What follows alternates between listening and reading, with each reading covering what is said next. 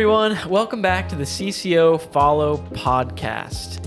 As you know, we've been kind of going through baptism this month. We've talked a lot about, what does it mean? Why is it important? Why do we do it? But today, Travis and I really wanted to kind of focus more on the, not getting baptized, but baptizing. And so we have Zach Wilson on, who is our high school pastor, and Travis and Zach have baptized quite a few people over the years, and so they have a lot of interesting stories about what that has been like for them, and so I'm kind of excited to hear what you guys have to say about that. But to get started, Zach, we've had everybody kind of explain their baptism experience, when they got baptized. So what's your story, Zach? Tell us your baptism story.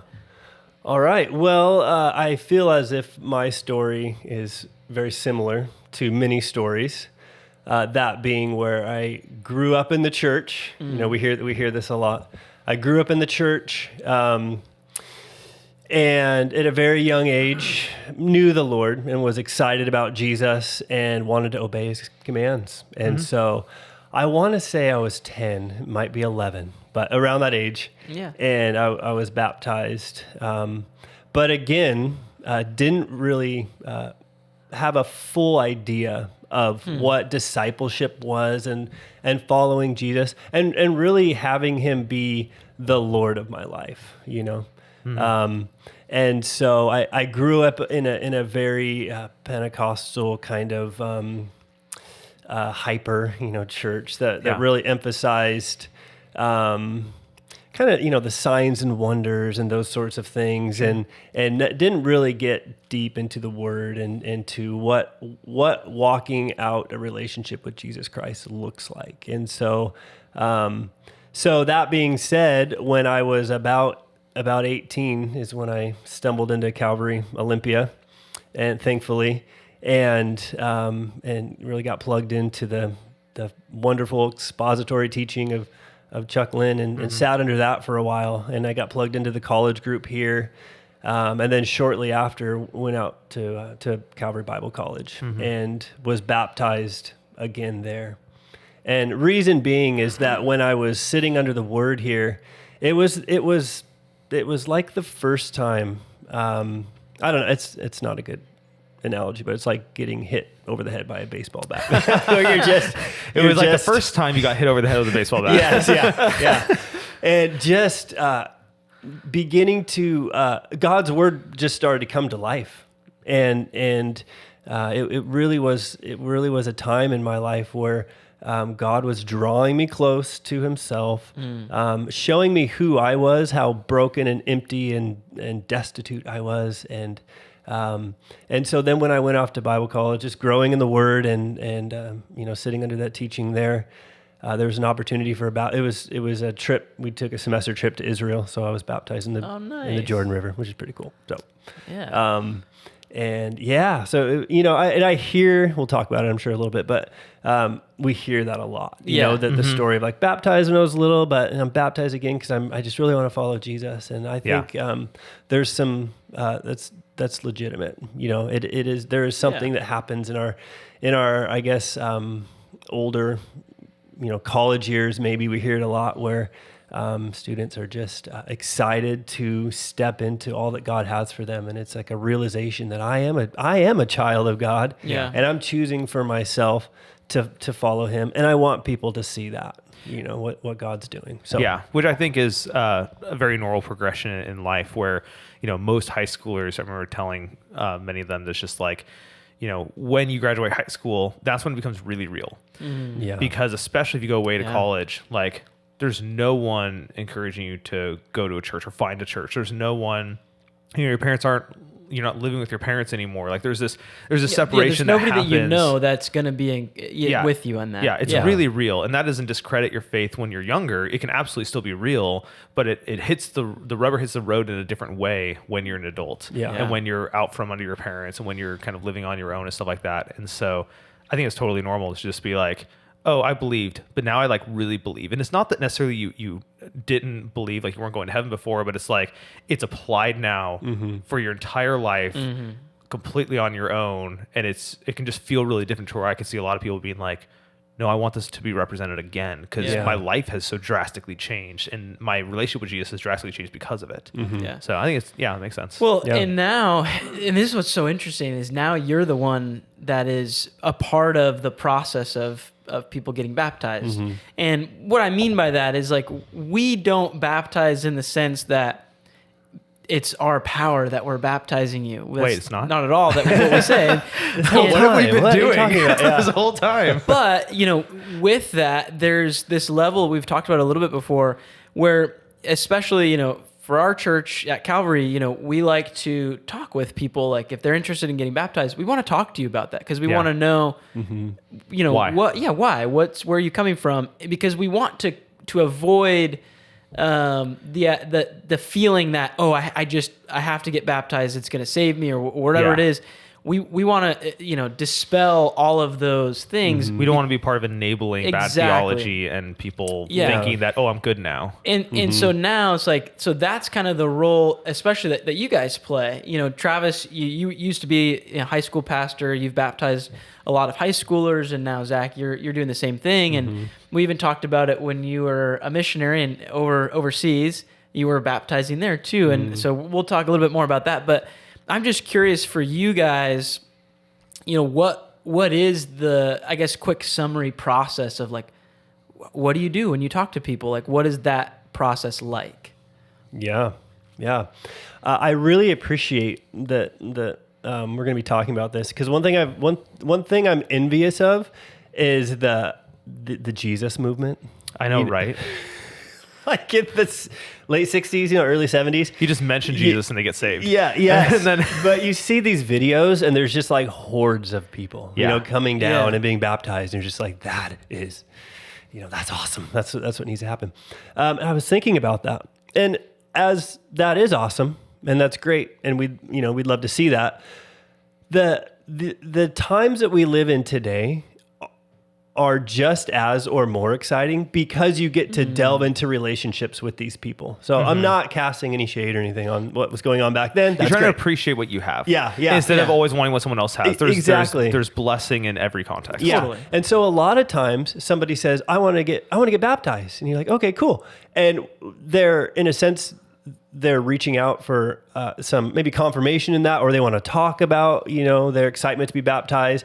They're opening up the door for you to talk about what baptism is. Yeah. And so that is an exciting time we're living in. You don't have to be a pastor or in leadership role or anything. Just as fellow believers, we can delve into that with others who say, I want to be baptized. Okay, great. Let's talk about it. What's Jesus doing in your life? What's going? And then they're sharing their testimony. And that you're getting built up in your faith. So it's building a relationship, with that person. So it's not just like, you want to be baptized? Dunk. Yay. But let's talk about this. Yeah. Let's and in that, if there's some theology that needs to get, straightened out a little bit, we can help them in that. We can come alongside them and really pray that the Lord would grow them in their knowledge of why they want to do this. And because obviously something's happening, they're being prompted to it, which is really exciting. And so we can walk with them through that. That's cool. Yeah. What about for you, Travis? How is it? I mean, I would say that you guys are still both young. Thank you. For the most part. We still are. I'm a lot younger and but you guys are you're still young. A 90s baby, so. And so I guess for you guys, it's an interesting perspective to kind of grow up in the church and then, now I'm getting to kind of build those relationships with people and help them along this journey that they're in. What has it been like for you, Travis? Been like for me to be part of baptizing? Yeah. It is really cool because you, I guess it brings the same, worry in my heart, like how Paul says, like he cares for them like a mother, and he like is worried about them like a parent, and just like oh my goodness. For me, it's really similar to that, where I'm just like, oh, okay, they're starting. Like, and obviously, like we talked about many times, how like this isn't what saves you. This is a reflection of an inward change. They're already saved, but in some ways, it's like, oh, you're obeying Jesus right now, and I just hope you just keep obeying Jesus. Yeah. Like in some ways, especially because a lot of the experience I have was in Florida with people in recovery and homelessness and other issues. It's like, you know, many of them have walked away since then. And it's just like the entire time, just like, oh, I hope you just stay near to Jesus. And it's like, God, listen, you know, it's just, it just feels much like, oh gosh, okay. Like Travis, the worrying mother. Like, I mean, and anyone knows me would be like, yep, he's a worrywart. But yeah, I mean, in some ways I'm just like, okay, this is a big thing. And, I mean, as we talked about before, like there's a lot of spiritual warfare regarding baptism because there's a lot of spiritual warfare whenever you choose to obey Jesus. Yeah. And, you know, it's just always kind of like, okay, like where is God going to bring this person? And there's worry, but there's also excitement because it's like, where is God going to bring this person? Yeah. You know, there's Yeah. wonderful, stories of people that have, you know, been baptized and they keep following Jesus, and it's wonderful. And I'm so glad I got to be part of their story. I guess that's a really cool thing because a lot of people remember the day they got baptized and the people who baptized them. And it's like, it's almost like officiating a wedding to a certain extent, Yeah. where even if you kind of lose connection with the person, you still have this like connection to them and just like, wow, I got to be there for such a important, you know, milestone in your life. Yeah. And so it's really a privilege in many ways. Well, talking about important milestone, I'm sure not that you have favorites, but what are some favorite baptism experiences you've had? That would, number one would be baptizing my son. Wow. Yeah. What was that like? And you kind of have to say that. That's like saying, who's your favorite person? My wife. Yeah, Like, yeah. No, seriously. Because he was baptized around the age I was at the first time I was baptized, I was able to look at this differently. So he came to me when he was 10, probably younger, and was like, Dad, I'm ready. Like, I want to be baptized. And I really wanted to pull the trigger and be like, yeah, let's do it. Yeah. Let's get you in that tank. But I knew where I was at his age, and I wanted to take the time to walk him through this and help him to understand and how to articulate the gospel and all those sorts of things. And even though I know at a young age he knew who Jesus was, and, you know, he was growing in his in the Lord and everything, but I really did want it to not be what I experienced. You know, kind of just for me more of like everybody's doing it, and I know I knew the right, you know, verbiage and sort of the lingo, and it was fine. But I wanted him to be able to look back and remember that was a moment when I knew I was obeying Christ and showing my faith. And and so he was 12. Was he 12? Yeah, I think 12. And I'll never forget, you know, just him walking. It was at the, you know, church at the lake, and watching him walk down and just putting my arm around him. And, you know, too, as pastors, we often take moments like this as teaching moments. Yeah. So we look to the crowd and we're like, blah, blah, blah, you know, kind of like you are baptizing them and it's special, but sometimes you use what they're saying to kind of like springboard a little, you know, a little tiny message in there. But for Judah, no, it was just like me and my son. I don't even care about the rest of you. No, I remember that. Like, this is so special. And I shared with him like a verse that was on my heart. And it was just like a time, it was so special, like a time between me, him, and our Savior, you know? Wow. And then just like, and then watching him come up, you know, that's something special about baptizing people. That's a really cool view. Of just seeing them come up, and it's just like, it's just that idea, that picture of like new life. You know? Well, I talked about it last podcast. It's like babies being born.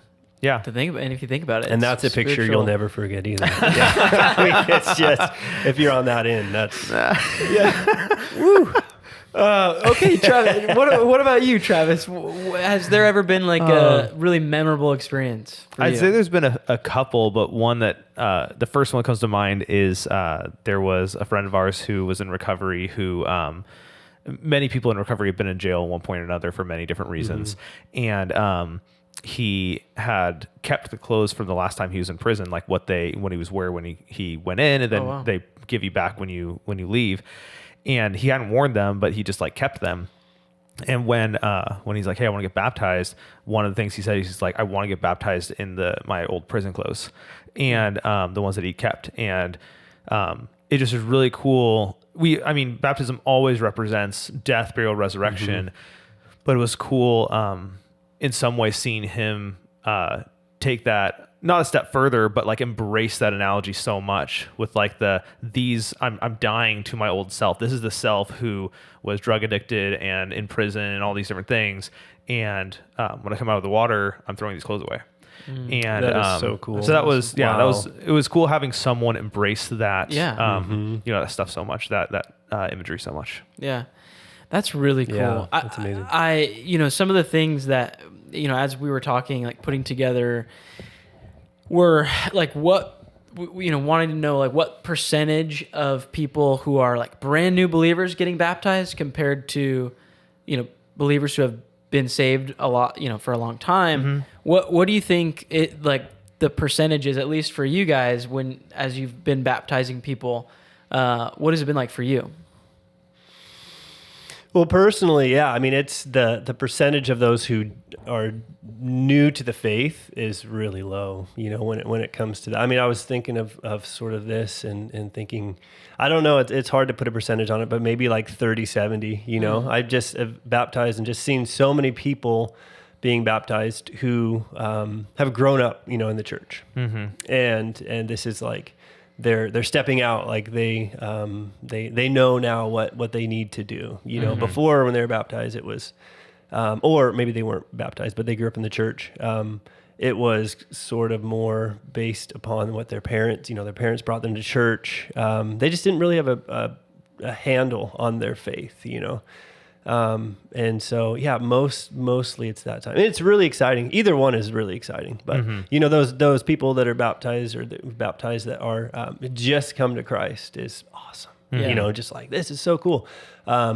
But so too, those who, have been, you know, walking with the Lord for a long time or have been around the church, you know? Yeah. But yeah, I feel like it's a higher percentage of those. Why do you think that is? Like, why is it so different than like Jesus movement? Do you mean as far as like how many are Yeah. immediately after being saved? Yeah. Well, I think it just depends on how much, I don't want to say how much evangelism is happening, but how much later in life salvations are happening, you know, by God's Spirit, just, you know, during different revivals times, there's higher percentages of new believers coming to faith, you know, not growing up in the church and coming to faith. And so naturally, especially when you have, you know, I think it also might just be the type of context. Like if we had 20 people get saved this Sunday, we'd probably say, you know what, we should probably hold a baptism. Where when we have one or two, we're like, oh, we're just going to save them all for the summer. And I don't think it's good or bad. I think it's just, you know, what happens. Sure. Whereas like when there's a big amount of people being saved suddenly, it's like, well, let's invite them all to be baptized. And that's, you know, that's probably just the context of not just our church, but churches without baptismals, because that used to be a more common thing that churches actually have built-in baptismals. Our church used to. But, you know, and so it's just like, it's not that it's harder. It's like, oh, it's not worth doing for that one person, but it's like, we just make it special and wait till there's, you know, at least a few so people don't feel, you know, singled out and stuff like that, because sometimes people can feel awkward about that. But I think generally if they were raised in the church, they're usually baptized a decent amount after they're saved, and if they're not raised in the church, they're saved later. They usually get baptized fairly quickly. Well, and because we talked about it, because you were in Europe, you were in England, and for a time, and you kind of explained to us baptism's really different there. Yeah, they say words differently. They baptize wrong. Just they drive on the wrong side of the road. Yes. Yeah. But what is that? What was baptism like there? And like give us some insight. If I were to say baptism, or you know, I'm being baptized. Generally, that refers to infant baptism. So you're born, and then your child's having their baptism. And so your child's born.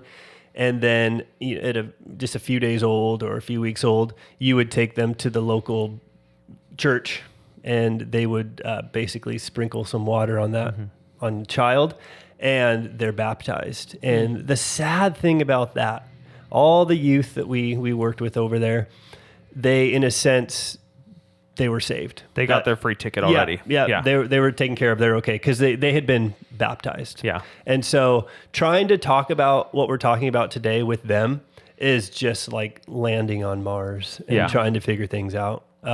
Which is why it's important to know where you stand on these things and to have a good grip on this and to know what the Bible teaches about it, because we might think that everyone knows, baptism, I know it. Yeah. But it's not true. And more that's the way it is in America. And to even know that people think differently, because sometimes the like shiny object syndrome, the like, this one I haven't heard before. Sometimes people jump ship just because they're like, well, it's different than what I've been told, therefore it must be right. Yeah. And it's such a weird way of thinking, but we naturally sometimes do it where it's like, they baptize like this. That sounds good. And like, that must be like, that sounds, and by knowing that it's a thing and knowing ahead of time, that's not what the Bible teaches, can be really helpful for people when they eventually come across it, because it's not so. And this is why I think there's such a high, for me, I've seen there's a higher percentage of those who are being baptized now after they've grown up around the church or in the church.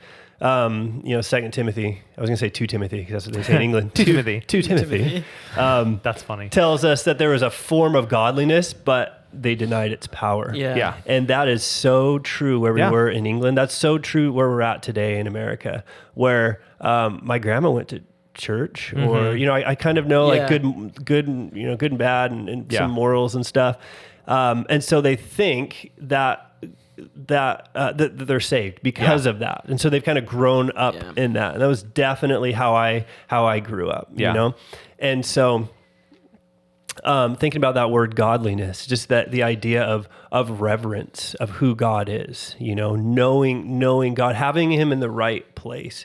And so when that happens in your life, when you bring him, when you allow him to have, the throne of your heart to be in the right place in your life, all of a sudden you're like, I need to be baptized. And that's because all of a sudden you're wanting to obey the commands of Jesus. You're wanting to jump in, and do this.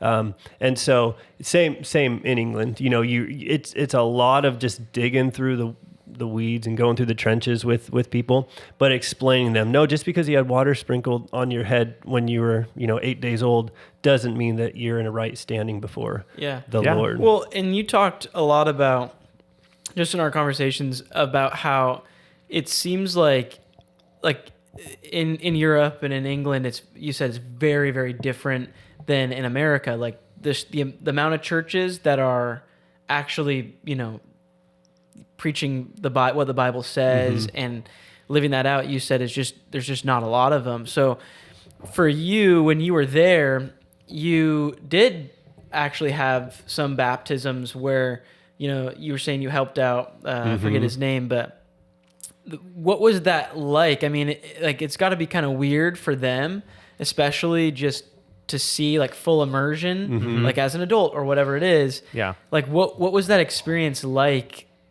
for you guys being there? Yeah. One of the things that was interesting is leading up to that moment. And it was very difficult for those being baptized, how their family was going to respond to that. Oh, yeah. And it is here too. We've obviously had those things, but there, when you are a part of the Church of England, anything else, it's almost like you're ostracized. Yeah. And so to be baptized, and they look at it as like you're being baptized into the church. Yeah. Like if you're a Calvary Chapel, church plant over there, you're being baptized into that church. So we're always trying to correct that idea and that theology. And so they were always very nervous and conscientious about those who are watching and, the ones they've invited. But at the same time, absolutely ecstatic, because they know that this is truth. This is the right thing to do. God's calling them to this, and they've invited, people to watch. And some of these people don't know the Lord. And so it was always seemed to be like an outreach opportunity. So The funny thing about that we don't usually think about regarding baptism is, it's not like you can't have the same friends when after you're baptized, or the same family or anything like that. But in the case of like the church, it's like if they would cut off the tie, be like, oh, you got baptized, like blah, blah, blah, like you're no longer part of the church. Baptism is a going towards Jesus, which inherently has implied with it a dying of something else. Yeah. A dying of old religion, a dying of, other religions entirely, a dying of, cutting off from bad theology, a dying of a lot of different things. And sometimes we forget that, because a lot of times the people who we see baptized in the States, or at least in our context, is people who grew up in the church, or people who just believed in nothing and now they believe in Jesus. Yeah.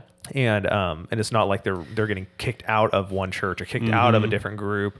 They're just, well, yeah, I'm just here now. But we forget that it is a severing of past things. Well, and that's what makes it. That's part of the reason why it's so amazing. It's like it marks you. And when I think about like back to the early church, like that literally was like, you could be like, your life could be taken. It very well probably will or would be taken. And so by being baptized, it's like you're showing everybody, it's like, no, this is who I serve. Yeah. I remember someone when I was in high school came from another country and they got baptized. And before they got baptized, they were like talking to youth pastor and just like, look, like if I do this, when I go home, my family finds out, they're going to hold a funeral for me. And they're just like, I'm going to be completely cut off from all my friends and family. Yeah. Wow. And he's like, well, do you want to do it? And he's like, well, I mean, yeah, like Jesus tells us to. Yeah. And so he did. And I have no idea what his life like was when he got home, but there is, in a lot of contexts, can be very rough. Yeah. You think of, and in some religions, it's more visually extreme, like the holding a funeral for someone. A lot of religions do that if you convert to Christianity, but even lesser ways, I think of Rosaria Butterfield, who was a lesbian and feminist, and she came to Christ, and all those friends abandoned her, and she's like, I still want to hang out with you, like I still want to be friends with you, and they're just like, no. And like there are a lot of things that sometimes when you pursue Jesus that either you need to cut certain things off, or other people naturally will cut certain things off as well. Yeah. There's definitely a cost to it. I'm curious, from my perspective, I've never baptized anyone. And I've never actually had conversations with people either. Had there been any conversations with you guys? Never had a conversation. About baptism. But has there been any conversations that you've had to have with people who want to get baptized, but you kindly advise not to for them, for whatever reason that is? Have you ever had any stories about that? Yeah, there hasn't been a moment where I was like, no, like that, in that tone. But there have been times where that's come about through conversation. As you start talking about what baptism is, why they want to be baptized, it becomes very apparent. And a lot of times it becomes apparent to them. They're like, oh, I have no idea what I'm doing. And so then you can help them, like we have baptism classes you could come check out, or you can meet with you, a couple times a week, and we can kind of go through stuff. And through those times, it became obvious that they weren't in a place of being baptized. And so the no was there, but it wasn't, a strong, solid no. Like more of a not yet kind of a thing. Yeah. Yep. Yeah, there's been a couple times that, like you're saying, through conversation, it's kind of like, oh, you're misunderstanding this. Like, let's make sure we go over some of these finer details, whether people thinking it saves them or thinking that, they have they're having their sins forgiven. It's another good thing they have to do in order to make it work out, all kind of stuff. But there have also been a couple that they just was not connecting the whole time, and it's like, not only could they not describe the gospel or something like that, but like they certainly described like a work ethic, what do you call that? Like the balancing the scales or karma. And I'd be like, yeah, so no, like this is the gospel. And they'd be like, well, I don't believe that. And I'm like, yeah, so no, not you can get baptized by a lot of people, but not by a Christian in this, by what you believe. This isn't the gospel. And sometimes they'd argue, but most of the time they'd just be like, oh, okay. Like, yeah, I don't believe that. And I thought I did. Like, I thought I was a Christian, but if that's what Christianity is, then I don't believe that. Wow. And so, but that is rare. Most people, like you were saying, it's just kind of like through conversations like, oh, let's fine tune to make sure that you're doing this for the right reason, or things like that. Yeah. When I talk with people, I hope to hear three things.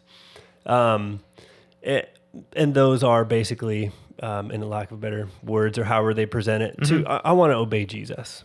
Like I want to, and maybe they could bring up scripture like Matthew 28 or whatever. Yeah. They could, but I'm doing this because I know Jesus wants me to. Yeah. So that's really cool. The other one is I want people to know what Jesus has done in my life, and that they can kind of word that differently. But God's done something awesome. Yeah. And I want to share that. Yeah, and that's how like having conversations with people, you can help them to articulate that, properly. But I always kind of listen for that. The other thing, and I don't know if we hear this enough, but we live in such an individualistic day. Yeah. Like I want to be, and it wouldn't sound like this, but I want to be part of the church. Yeah. And we don't do that. We don't baptize people into like a club or into the church. But at the end of Acts 2, they're baptized and they're immediately fellowshipping. Yeah. And then they're like selling all their stuff. All of one accord. Yeah. There's a real intense relationship. Yeah.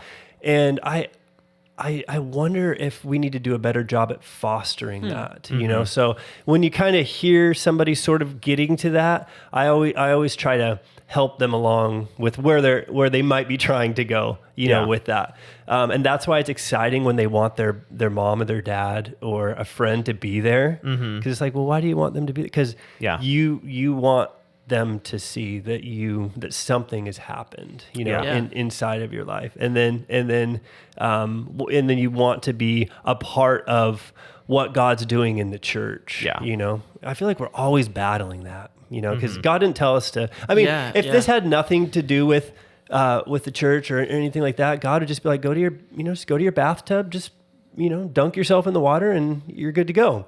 But obviously we're showing it's a community like type we're all thing. Involved. Yeah. And that's why the other viewpoint when you're baptizing somebody that always makes me tear up. Like if you ever see me baptize somebody, I'll always tear up.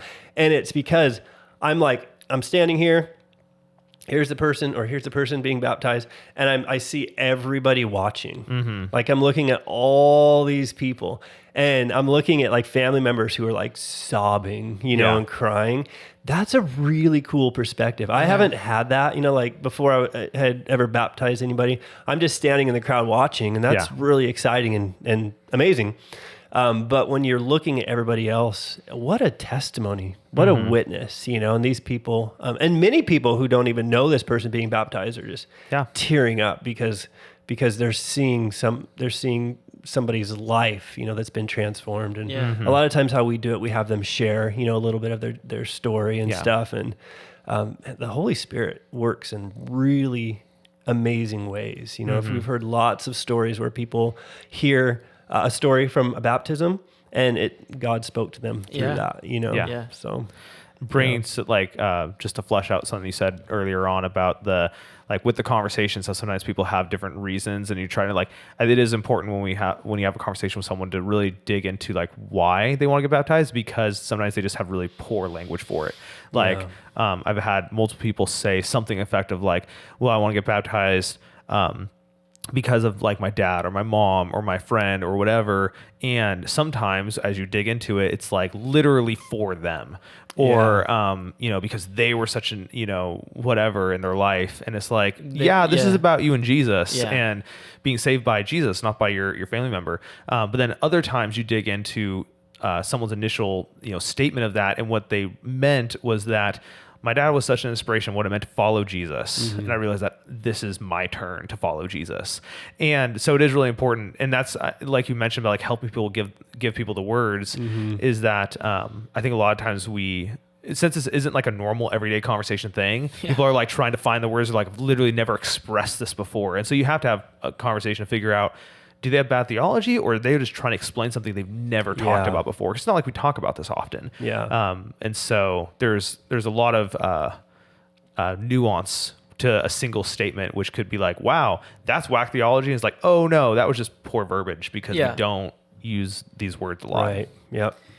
So what would you have to say, being somebody who participates in baptism in a different way than most of us?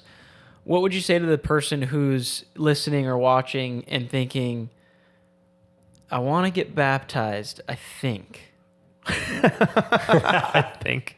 I'd say, what do you mean by I think? Yeah, that's what I would say too. Like, well, yeah. So tell me more. Like, why do you think you want to be baptized? Yeah. And then probably use that as a springboard to work with them and helping them realize that they really do want to get baptized. Yeah. You know, that's something that God's putting in their heart, because hopefully it's from their heart. Yeah. You know, the Bible talks about obedience from the heart. Yeah. Not from like my mom or my dad or just some outside force, but it's happening in here. Yeah. And so working with them on, why they're even initially thinking about wanting to be baptized.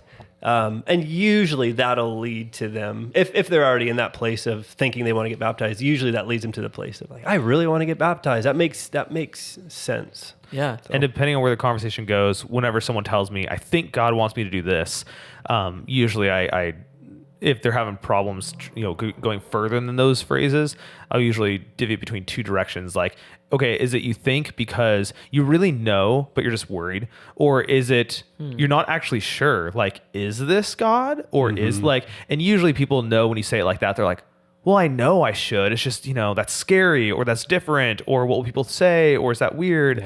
Yeah. Usually people know, but sometimes it is just like, well, I mean, I think, but like, is it okay for me to? Like, then they just have more questions and there's unclarity. So sometimes it's like, it's dividing between, is it unclear and you just need help understanding the theology and reason behind it? Or is it clear and you're just nervous? Yeah, I think that is what I've kind of gathered over, these past 4 weeks of talking about this. That's like the best place to be is if you're like, even just thinking about it, like, and you ask that question, that's a great place to be, because, either you get baptized and it's a wonderful thing, or it's, you don't get baptized yet, but you get to learn about what the gospel really is. And that answer, I think, is, if you're listening to this or watching this and you're wondering, should I get baptized? I think that's the answer is go talk to somebody. We want to talk to you, and I'm sure the church body wants to talk to you. And so I think that's the best place to be, at least in my experience, like with anything that the Lord kind of does in us and through us, is if we have those questions, it's not wrong to have those questions. It's not wrong. Like if you've been going to the church your whole life and you haven't got baptized and you're like, should I get baptized? Do I really what am I really thinking here? I feel like I should. Like that's a great place to be, because it only means that you at least are wanting to pursue something with following Jesus. And so I think that's a wonderful thing. Yeah, and maybe switching the question up a little bit. Like, why shouldn't you? Yeah. Yeah, exactly. Because if they know legitimately, and you see the fruit of their life, that Jesus has done a work in their heart, then let's talk about this, what baptism means, and then let's do it. Let's do it.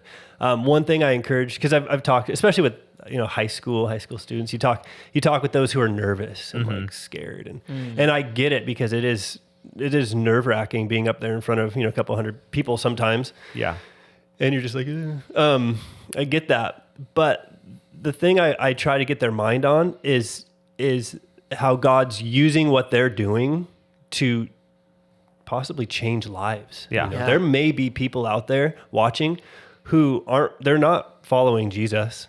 And your act of obedience God may use that to grab, this person and bring them into the kingdom, which or they are following Jesus and they get encouraged by it. Yeah. And so I try to help them get their eyes a little bit off themselves. Oh, totally. And, not to patronize. I get it. I know that's a lot, and I walk them through that, but to get their eyes off themselves, like God is doing a work, and He's chosen to use you like as an example for all these people watching. Like that is an honor, so.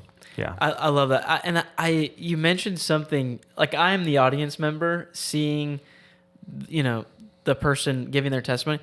I've always seen, especially if I know that the person's really nervous, as soon as they start talking about what God has done in their life, it's like give me the mic. Yeah, exactly. Your time is done. Yeah, and it's in that I know that that's the Holy Spirit. That's the Holy Spirit within them, and that does, like, it's so encouraging. It's so heartwarming. I love that. That's like I said, it's kind of like babies being born. Like it's a wonderful, happy thing. And